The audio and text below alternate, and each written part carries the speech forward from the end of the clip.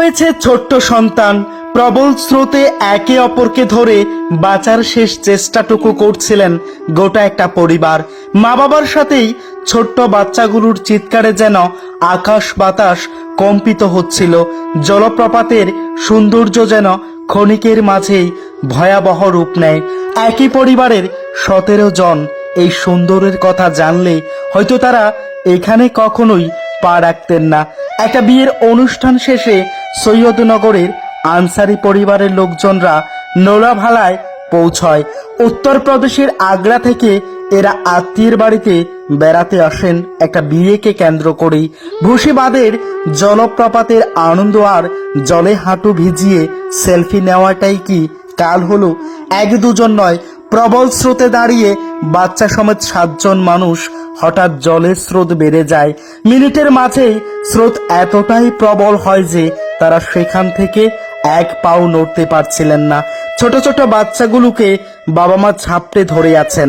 ভেবেছিলেন হয়তো বেঁচে যাবেন, তবে নিয়তির কি খেলা, বেশিক্ষণ তারা দাঁড়িয়েই থাকতে পারেননি। এক এক করে স্রোতের জোয়ারে গা ভাসিয়ে পাথরে আঘাতের পর আঘাতে তারা ভেসে যেতে লাগেন।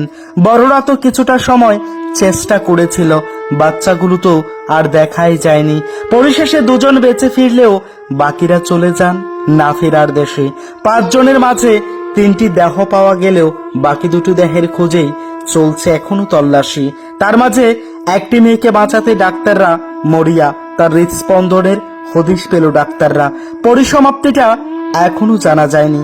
ঘটনার দ্বিতীয় দিনেও বাকি 2 জনের দেহের খোঁজ করছেন এনডিআরএফ এর কর্মীরা। পুনের লোনাভালায় পিকনিক করতে আসা আনসারি পরিবারে যেমন শোক বইছে, তেমনি ভিডিওটি সোশ্যাল মিডিয়াতে ছড়িয়ে পড়ার পর দুঃখ প্রকাশ করছেন অনেকেই। সত্যি কতটা কষ্টকর হলে পরে মা বাবার কাছ থেকে চোখের সামনে এভাবে ভেসে যায় সন্তানের দেহ।